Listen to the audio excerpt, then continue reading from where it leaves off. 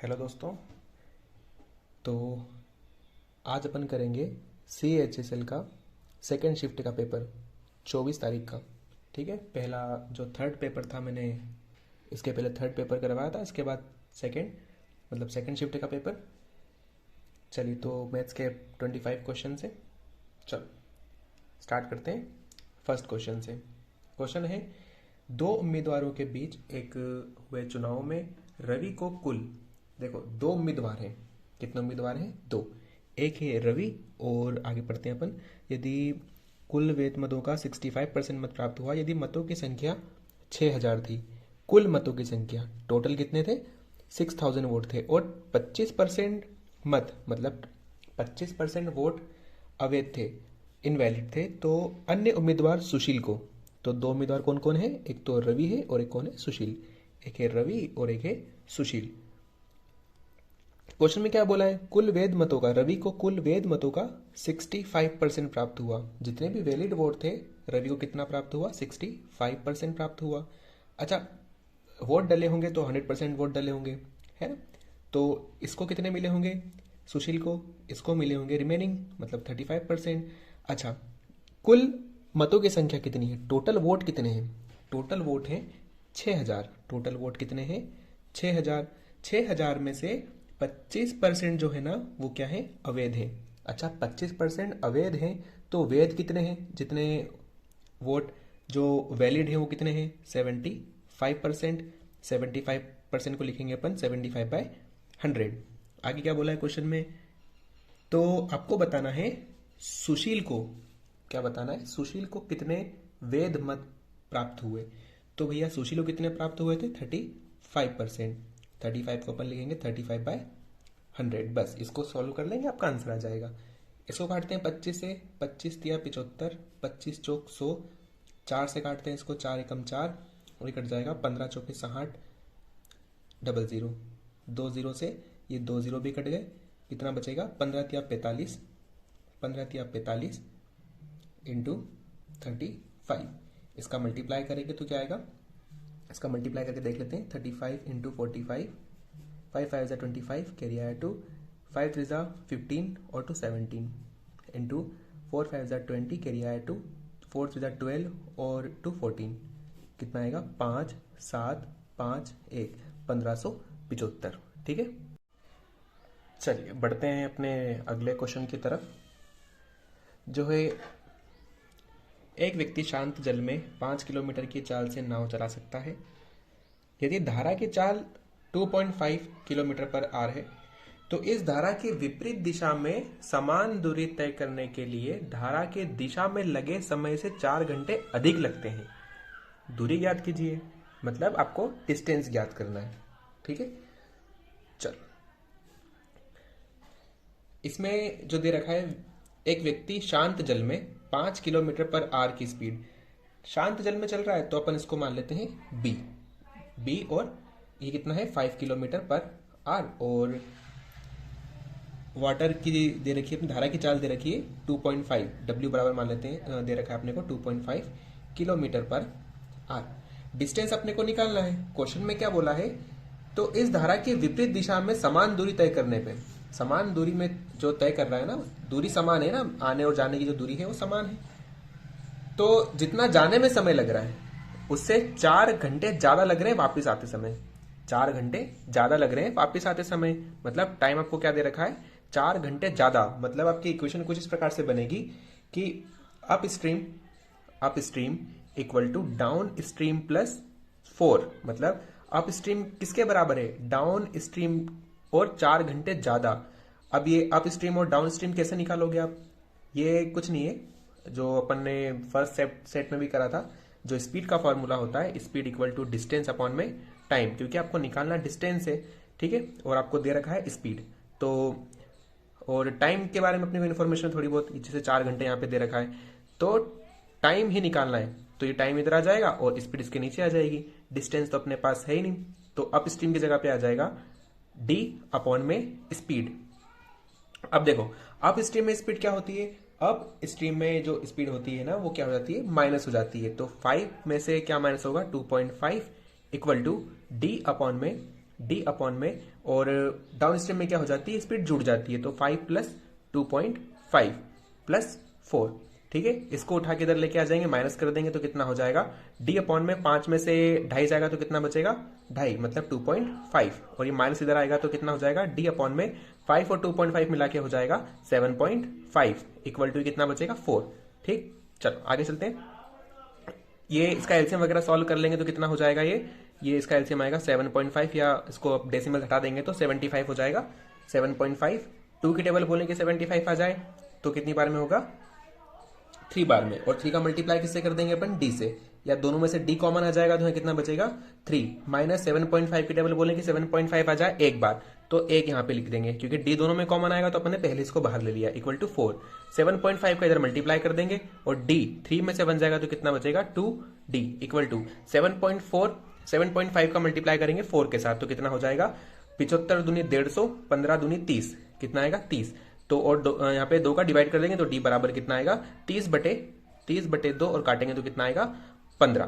तो डिस्टेंस कितनी आ गई आपकी 15 किलोमीटर, ये आपका आंसर हो जाएगा। ठीक है, चलो आगे चलते हैं।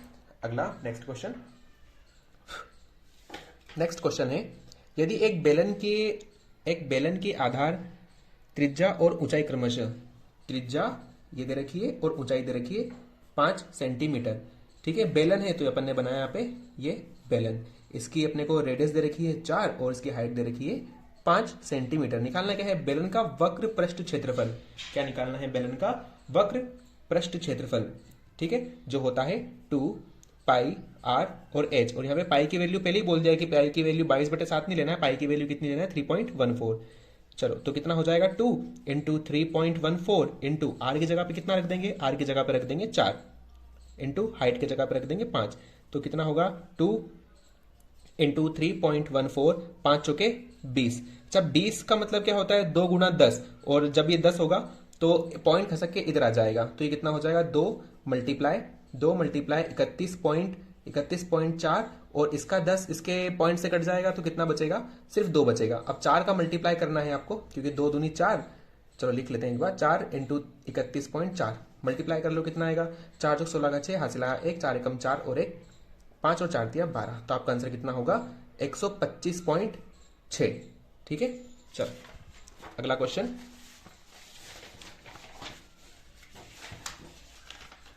क्वेश्चन नंबर है 4th।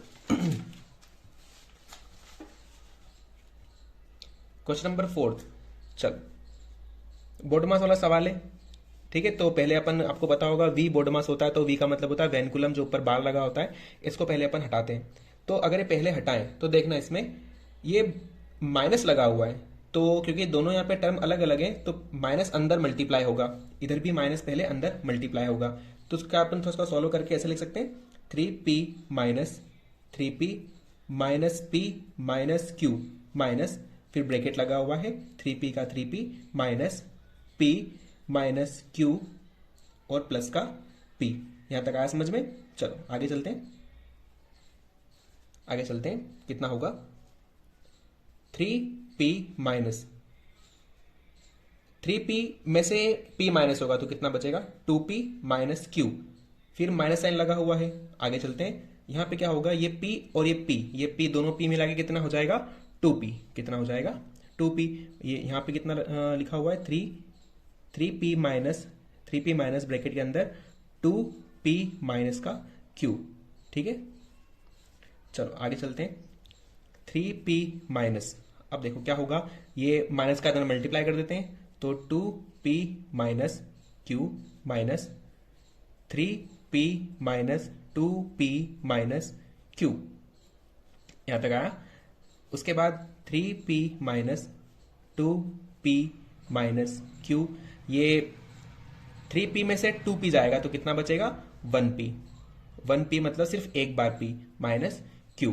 ठीक है, यहाँ पे माइनस लगा हुआ था क्या, हाँ यहाँ पे माइनस लगा हुआ है। ठीक है, चलो आगे चलते हैं, फिर 3p minus 2p minus q, अभी माइनस का अंदर मल्टीप्लाई होगा तो माइनस p प्लस q। ठीक है, चलो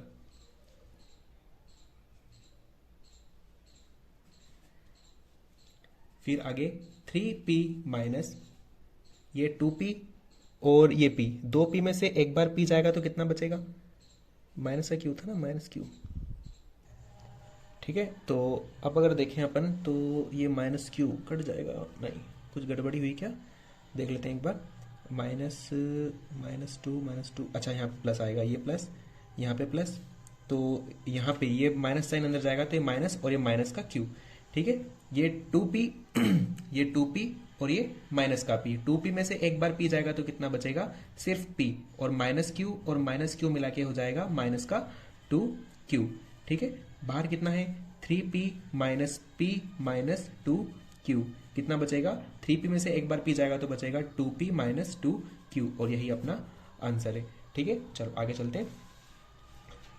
ए और बी मिलकर एक कार्य को 12 दिन में कर सकते हैं। ए और बी मिलकर किसी कार्य को 12 दिन में कर सकते हैं, जबकि ए अकेला उस कार्य को 18 दिन में पूरा कर सकता है। और ए अकेला कितने दिन में कर सकता है, 18 दिन में कर सकता है। तो बताना है बी अकेला उस कार्य को कितने दिन में करेगा। 18 और 12 का एलसीएम कितना आएगा, 18 और 12 का एलसीएम आएगा 36, तो 12 तिया 36 और 18 दूनी 36, मतलब ए और बी की इफिशियंसी मिलाकर के 3 है और अकेले ए की इफिशियंसी कितनी है, 2 की है।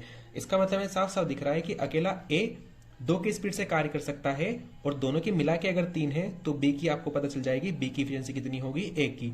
और बी अकेला कार्य करेगा, वो कार है कितना कार्य, 36, कितनी स्पीड से करेगा, 1 की स्पीड से, तो आपका आंसर कितना हो जाएगा 36। कितने दिन लगेंगे, 36 दिन लगेंगे। ठीक है, चलो बढ़ते हैं अपने नेक्स्ट क्वेश्चन की तरफ। एक टेस्ट में 50 विद्यार्थी का औसत प्राप्तांक 66 है। 50 विद्यार्थियों का औसत प्राप्तांक 66 है। कुल विद्यार्थियों में से 40% लड़कियां हैं और शेष लड़के हैं। लड़कों का औसत प्राप्तांक लड़कियों की तुलना में 20% कम है। अच्छा, ये एक तरफ है बॉय और एक तरफ है गर्ल। क्या बोला है, लड़कियों की तुलना में 20% कम है। लड़कों का जो औसत प्राप्तांक है 20% कम है। 20% कितना होता है, 20% होता है 1/5, मतलब 5 से 1 कम, मतलब गर्ल 5 होंगी तो बॉय कितने होंगे, 4। ठीक है, क्योंकि अपने को यहाँ पे इसके नंबर निकाल के औसत प्राप्तांक कितना है, तो अपन मान लेते हैं ये कितना होगा, के मान लो या एक्स मान लो, अपन एक्स मान लेते हैं। ठीक, चलो विद्यार्थियों का औसत प्राप्तांक दोनों मिलाकर ही कितना है, दोनों मिलाकर के है 66, दोनों मिला के कितना है 66।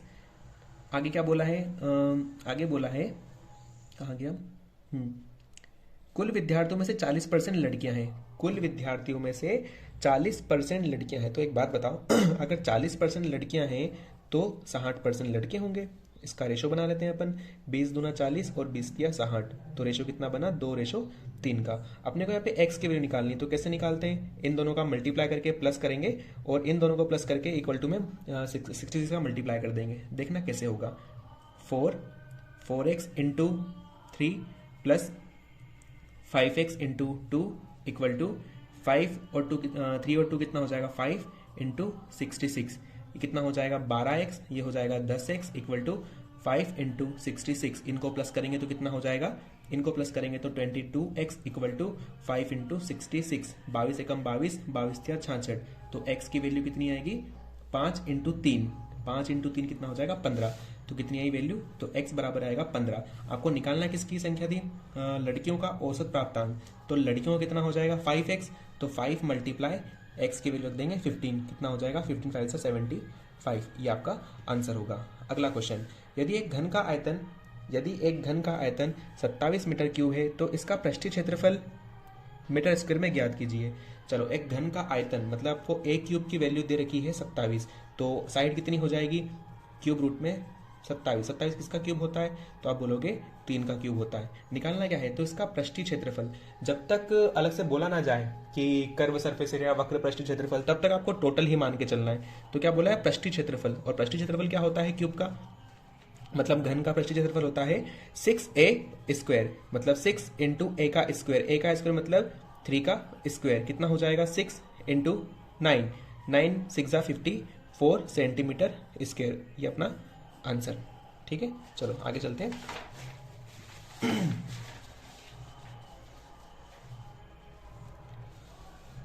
क्वेश्चन नंबर 9, साइन माइनस ए। अच्छा, ये क्वेश्चन कुछ भी नहीं है, इसमें बताना है अगर साइन माइनस ए रहता है तो माइनस साइन बाहर आता है या नहीं आता है।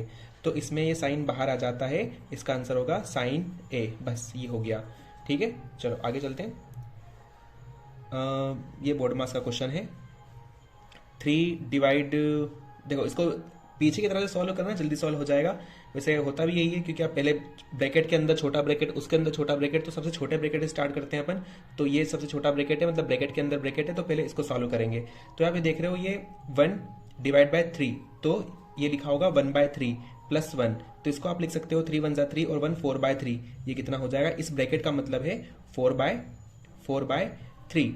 और फिर से आप देखो, अगर यहाँ से ब्रैकेट हट जाएगा तो 1 इसके प्लस डिवाइड में कितना लिखा हुआ है, प्लस डिवाइड 4/3। अच्छा, डिवाइड में है तो इसका रेसिप्रोकल कर देंगे, है ना। तो ये हो जाएगा 1 × 3/4, और पहले से प्लस यहाँ पे लगा हुआ है, ये वाला प्लस। ठीक है, तो ये 1 प्लस ये इसका 1 में मल्टीप्लाई करेंगे तो कोई फर्क नहीं पड़ेगा, तो 1 प्लस ये हो जाएगा 3/4। फिर से कितना हो जाएगा, 4 × 4 और 4 और 3 7/4। ये इतना सॉल्व हो चुका है, इतना सॉल्व होके क्या बना है 7/4। फिर से आप देखोगे डिवाइड 1, मतलब 1 + 1 डिवाइड 7/4। ठीक है, कितना हो जाएगा, ये हो जाएगा। अब यहाँ से वापस से वही जो अपन ने करा था कि यहाँ से अगर डिवाइड लगाया तो डिवाइड हटा के क्या लगा देंगे, मल्टीप्लाई लगा देंगे। मल्टीप्लाई लगाएंगे तो 7 नीचे आ जाएगा और 4 ऊपर चले जाएगा, तो ये हो जाएगा 1 + 1 + 4/7। फिर 7 × 1 = 7, 7 + 4 हो जाएगा 11/7। ये इतना सॉल्व हो चुका है 11/7 तक, ये इतना सॉल्व हो गया 11/7। अब बाहर देखोगे आप 11 डिवाइड 11/7, तो फिर से वही 11 × 7 ऊपर 11 नीचे, 11 से 11 कट जाएगा, तो आपका आंसर कितना आ जाएगा 7, और यही आपका आंसर है। अगला क्वेश्चन क्या है, अगला क्वेश्चन है एक अर्धगोले का आयतन ज्ञात करना है। अगर इसका व्यास अपने को दे रखा है 6 सेंटीमीटर, व्यास दे रखा है, व्यास मतलब डायमीटर 6 सेंटीमीटर दे रखा है। अगर डायमीटर दे रखा है तो रेडियस कितनी हो जाएगी, क्योंकि रेडियस क्या होती है, डायमीटर का आधा होती है, तो ये हो जाएगा 3 सेंटीमीटर। निकालना क्या है, अर्धगोले का आयतन, और अर्धगोले का आयतन होता है 2/3 πr³। तो ये हो जाएगा 2/3, पाई की वैल्यू इस बार आपको 22/7 ही लेना है, तो 22/7 × r⁻3। r⁻3 मतलब 3 × 3 × 3। इसको कट करें अगर अपन तो कितना हो जाएगा, 3 से 3 कट गया, इनका मल्टीप्लाई कर लोगे तो 9 × 44, 9 × 44 डिवाइड बाय 7। चलो, तो 9 चौक 36 का 6 हासिल 3, 9 चौक 36 और 3 36, 37, 36 और 3 39 अपॉन में 7। 7 से काटेंगे तो कितना हो जाए। अच्छा, आपके हाँ, इसमें मैंने ऑप्शन नहीं लिखे हैं, तो आप देखोगे जितने भी आपके ऑप्शन है ना, वो सारे के सारे ऑप्शन जो हैं उसमें पाई, उसमें आंसर पाई में दे रखी है, और यहाँ पे जो दे रखा है पाई के लिए 22/7 मेंशन कर रखी है। तो इसको इसके ऑप्शन के थ्रू जाएंगे, तो ऑप्शन के थ्रू देखोगे आप, तो ऑप्शन में एक ऑप्शन होगा 18 पाई। तो यहाँ पे अगर पाई की वैल्यू नहीं रखें अपन, तो फिर से एक बार देख लो क्या होगा। अगर पाई की वैल्यू नहीं रख रहे हैं अपन, तो कितना हो जाएगा 2/3 × पाई r⁻3। r⁻3 मतलब 3 × 3 × 3, 3 से 3 कट जाएगा, और 3 3 × 9 और 9 2 × 18। तो आपका अल्टीमेटली आंसर कितना आ रहा है 18 पाई, और ऑप्शन में 18 पाई है। अगर बच्चे देखेंगे कि पाई की वैल्यू रखना है, तो वो बिना ऑप्शन देखे अगर सॉल्व करने लग जाएंगे, तो आपका आंसर कभी आएगा ही नहीं, क्योंकि आपके जो ऑप्शन है वो तो पाई में दे रखे हैं। तो आंसर क्या होगा आपका 18 पाई। चलो बढ़ते हैं नेक्स्ट क्वेश्चन की तरफ।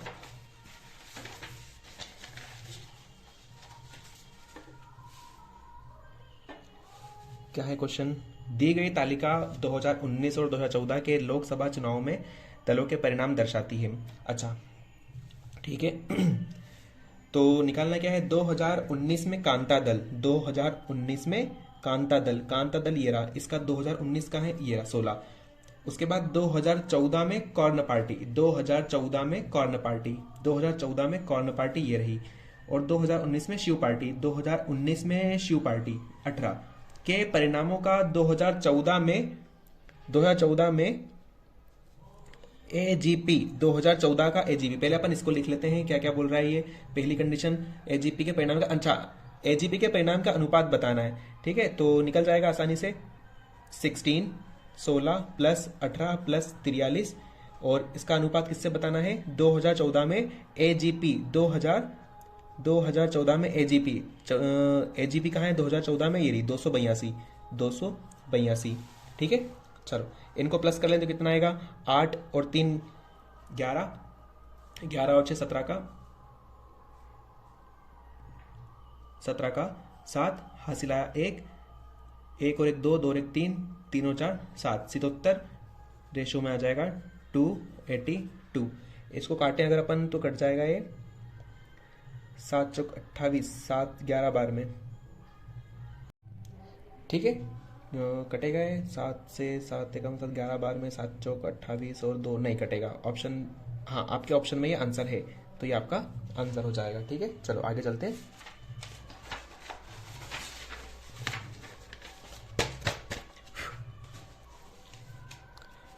एक व्यापारी अपने माल पर क्रय मूल्य से 45% अधिक मूल्य अंकित करता है। वह अपने ग्राहक को 21% की छूट प्रदान करता है। उसका लाभ प्रतिशत निकालना है। अच्छी बात है।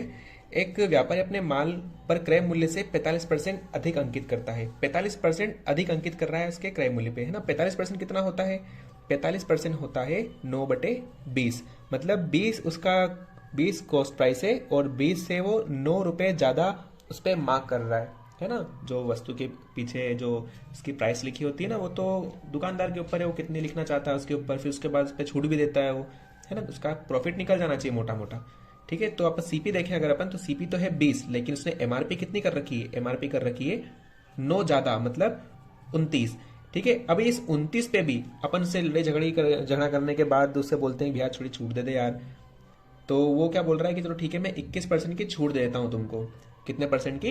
21% की छूट दे देता हूं। अच्छा 21% की छूट दे रहा है वो ना, तो सेलिंग प्राइस क्या हो जाएगा? अगर 21% की छूट दे रहा है वो, तो 29 और 21% की छूट, मतलब आपके पास कितना बचेगा? 79 अपॉन में 100, ठीक है। चलो इसको सॉल्व करेंगे अपन थोड़ा सा। तो इसकी छूट देने के बाद जो वस्तु बिक रही है, इसका मल्टीप्लाई कर ले अगर अपन 29 का और 79 का, तो 9 9 81 का 1, हासिल आया 8, 9 दूनी 18 और 8, 18 और 8 हो जाएगा आपका 26, इंटू 9 से 63 का 3, हासिल आया 6, 7 दूनी 14, 14 और 6 20, कितना आ रहा है? 1 6 3 9, 2 का 2 और 2, और नीचे 100 लगा हुआ है तो 22.91, कितना आएगा? 22.91, कितना है? 22.91। मतलब अब आगे क्वेश्चन में क्या बोला है कि उसका लाभ परसेंट ज्ञात कीजिए। अब देखो सीपी तो 20 थी, बेच कितने में रहा है? वो बेच रहा है 22.91 में, मतलब उसका मोटा मोटा लाभ कितना हो रहा है? 2.91 का। किस पर? 20 पर। मल्टीप्लाई कर देंगे इसको, आप मल्टीप्लाई कर देंगे इसको 100 से, ठीक है। तो 20 से कम 20, 20 से पंजे 100, 5 से मल्टीप्लाई कर लेंगे तो कितना हो जाएगा? 5 एकम 5, 9 पंजे 45 का 5, हासिल आया 4, 5 दूनी 10, 5 दूनी 10 और 4 14, 14.55, मतलब लगभग आप बोल सकते हो ये कितना आ रहा है? 15%। तो आपका प्रॉफिट परसेंट कितना होगा? 15%। यही आपका आंसर है। अगला क्वेश्चन देखिए। अगला क्वेश्चन है a प्लस बी 12 और a इंटू बी 35। अच्छा इसमें वैल्यू पुटिंग मेथड से भी आप कर सकते हो इसको, कि a और b की कुछ वैल्यू मान लो कि उनको जोड़ने पे 12 आना चाहिए और उन्हीं का मल्टीप्लाई करने पे 35 आना चाहिए। अगर नंबर आपके बैठ जाते हैं सही से, तो आपको सीधे इसमें वैल्यू रख सकते हो, ठीक है। चलो कैसे होगा? ये होगा आपका a और b, दो नंबर अपन सोचते हैं, तो एक नंबर 5 और एक नंबर 2, नहीं 5 2 नहीं, 5 और 7, 7 और 5 कितना हो जाएगा? 12, और 7 और 5 का मल्टीप्लाई करेंगे तो कितना हो जाएगा? 35। कंडीशन सेटिस्फाइड हो गई है, तो आप बस इसमें वैल्यू पुट कर देना। ए की वैल्यू क्या रखोगे? ए की वैल्यू क्या रखोगे आप? ए की वैल्यू 5 रख दो और बी की वैल्यू रख दो 7, रखते जाना। तो पहले बोला ए की पावर 4 कर दो। ए की पावर 4 करना है मतलब 5 की पावर 4 करना है, प्लस बी की पावर 4 करना है मतलब 7 की पावर 4 करना है, माइनस 10 की पावर कितनी है? 3। 10 की पावर 3 होता है 1000, ठीक है। 5 की पावर 4 होता है, मतलब 5 का स्क्वायर 25 और 25 का स्क्वायर 625, कितना होगा? 625, प्लस 7 का स्क्वायर होता है 49, 49 का भी स्क्वायर करेंगे तो होता है 2401, कितना होता है? 2401 माइनस 1000। इन दोनों को जोड़ के उसमें से 1000 घटा दो। 5 और 1 हो जाएगा 6, 2 और 0 2, 6 और 4 10, हसीला 1, 2 और 1 3, माइनस 1000। 3026 में से 1000 जाएगा तो बचेगा 2026, और यही आपका आंसर है, ठीक है। चलो नेक्स्ट क्वेश्चन। 7 से डिविजिबिलिटी बताना भैया, आसान सा क्वेश्चन है। कौन सा नंबर भैया 7 से डिवाइड होता है? तो 7 से डिविजिबिलिटी प्रॉपर्टी आपको पता है कि लास्ट नंबर का डबल करके रिमेनिंग नंबर में से घटा दो और चेक कर लो, अगर वो नंबर 7 से डिवाइड हो जाएगा तो पूरा नंबर भी 7 से डिवाइड हो जाएगा, क्योंकि नंबर इतना बड़ा नहीं तो आप डायरेक्ट भी चेक कर सकते हो उसको। पहले चेक करते हैं 7 से, 7 पंजे डिवाइड करके देख लेते हैं अपन सभी में, है ना, सभी में डिवाइड करके देख लेते हैं, जिससे हो जाएगा वो अपना आंसर हो जाएगा। 7 पंजे 35 बचा 2, 7 या 21 बचा 2 29, नहीं होगा, फर्स्ट नंबर तो डिवाइड नहीं हो रहा है। सेकंड नंबर चेक कर लेते हैं, 7 पंजे 35 बचा 1, 7 दूनी 14, 15 16, 2 21, 7 या 21, सेकंड नंबर पूरा डिवाइड हो गया, तो यही आपका आंसर। नेक्स्ट क्वेश्चन है, गांव की जनसंख्या 9,000 है यदि वार्षिक जन्म दर 12.5% है और मृत्यु दर 2.5% है। जन्म दर 12.5% है, 12.5% की रेट से मतलब जन्म होते हैं और 2.5% मृत्यु दर है। ठीक है, तो ओवरऑल अपन देखें तो कितना हो रहा है, 10% की रेट से ही बढ़ रहे हैं मात्र, है ना, कितने बढ़ रहे हैं, 10% की रेट से ही बढ़ रहे हैं। और 10% कितना होता है, 1/10, मतलब 10 से 11। ठीक है, 10 से 11, 10 से 11 2 बार। ठीक है, तो जनसंख्या थी 9,000, 9,000 बढ़ी, तो 3 वर्ष बाद कितनी हो जाएगी, 10 से 11, फिर से 10 से 11, फिर से 10 से 11। ठीक है, तो 1 2 3 0 से 1 2 3 0 कट गए, 9 इंटू ये है 11 का क्यूब 1331, मल्टीप्लाई करेंगे तो कितना आएगा, 9 1 9, 9 3 27, कैरी आया 2, 9 3 27 और 2 29, कैरी आया 2, 9 1 9 और 2 11, 11,979, ये आपका आंसर हो जाएगा। अगला क्वेश्चन है, 3 और 27 का मध्य अनुपात ज्ञात कीजिए। 3 और 7 का मध्य अनुपात, मध्य अनुपात होता है x बराबर रूट के अंदर a इंटू बी, मतलब ये दोनों कितना हो जाएगा, x बराबर 3 इंटू 27 इक्वल टू 27 दिया 81, मतलब रूट के अंदर कितना आएगा, रूट के अंदर आएगा 81, और 81 किसका स्क्वायर होता है, 81 स्क्वायर होता है 9 का, और ये आपका आंसर। नेक्स्ट क्वेश्चन,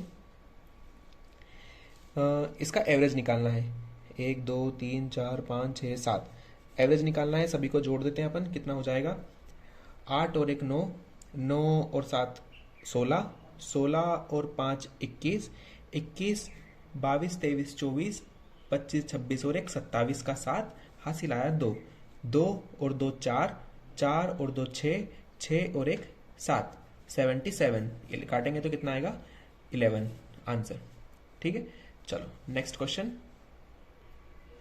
चलिए नेक्स्ट क्वेश्चन है, एक नया मोबाइल बाजार में पेश किया गया और इसके अंकित मूल्य इसके क्रय मूल्य से 25% अधिक रखा गया। मान लेते हैं इसका कॉस्ट प्राइस कितना रहा होगा, 100। तो बोला है कि इसका जो अंकित मूल्य है, जो मार्क प्राइस है, वो 25% अधिक रखी गई। 25% अधिक का मतलब होता है, मतलब एमआरपी कितनी रखी गई, इससे 25% ज्यादा, मतलब कितनी, 125 रखी गई।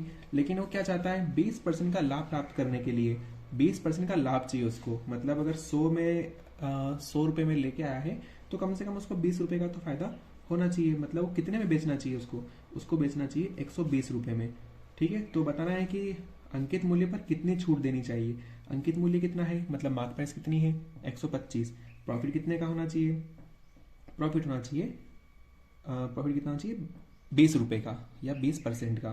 तो देख रहे हो, 5 रुपए की छूट मिली है, कितने पर 5 रुपए की छूट मिली है, 5 रुपए की छूट मिली है 125 पर, मल्टीप्लाई कर देंगे 100 से, इसको अगर कट करें तो 5 एकम 5, 5 दूनी 10, 5 25, 25 एकम 25, 25 चौके 100, 4%, और ये आपका आंसर है। ठीक है, चलो बढ़ते हैं अपने नेक्स्ट क्वेश्चन की तरफ। तो नेक्स्ट क्वेश्चन है, यदि 2a plus b equal to 10 और 2ab इक्वल टू 9 हो, जहाँ पे 2a is greater than b, तो 2a माइनस b का मान ज्ञात करना है। ठीक है, चलो देखते हैं इस क्वेश्चन को करने के लिए क्या करेंगे अपन। इसमें करते हैं अपन, एक फॉर्मूला होता है, a प्लस 2b का अगर स्क्वायर कर दें तो ये किसके बराबर होगा, a माइनस 2b के बराबर होगा, 2b के बराबर होगा। अरे ये क्या कर दिया, नहीं ऐसे नहीं, जो दे रखा है उसी का स्क्वायर करना है। तो 2a प्लस b का होल स्क्वायर किसके बराबर होगा, ये होगा 2a माइनस b के स्क्वायर के लेकिन अगर आप इसका स्क्वायर सॉल्व करोगे ना तो आपका क्या ज़्यादा आएगा, 4ab² ज़्यादा आएगा। तो उसको बैलेंस करने के लिए आप क्या करते हो, यहाँ पे 8ab का क्या कर दोगे, यहाँ पे मल्टीप्लाई कर दोगे। ठीक है ना। अब देखो यहाँ पे जो जो वैल्यू अपने को पता है वो अपन पुट करते जाते हैं। क्या होगा, देखो a प्लस बी का होल स्क्वायर, ये वैल्यू अपने को पता है कितनी है, 10, तो यहाँ पे कर दिया 10 का square. 2a minus B square, ये वैल्यू तो अपने को निकालना है, ये देखो, तो 2a माइनस बी का स्क्वायर माइनस 8ab। देखो यहाँ पे 2ab की वैल्यू दे रखी है, इसको 8ab बनाने के लिए क्या करेंगे, इधर अपन 4 का मल्टीप्लाई कर देंगे तो इधर भी 4 का मल्टीप्लाई करना पड़ेगा, तो ये कितना हो जाएगा 36। 10 का स्क्वायर कितना होगा 100 minus 36 equal to 2a minus B, ये स्क्वायर है, स्क्वायर इधर क्या लेके आ जाएगा रूट, तो कितना बचेगा 64 बचेगा। रूट के अंदर कितना बचेगा 64, जो किसका स्क्वायर होता है 8 का, और ये आपका आंसर हो जाएगा। ठीक है, चलो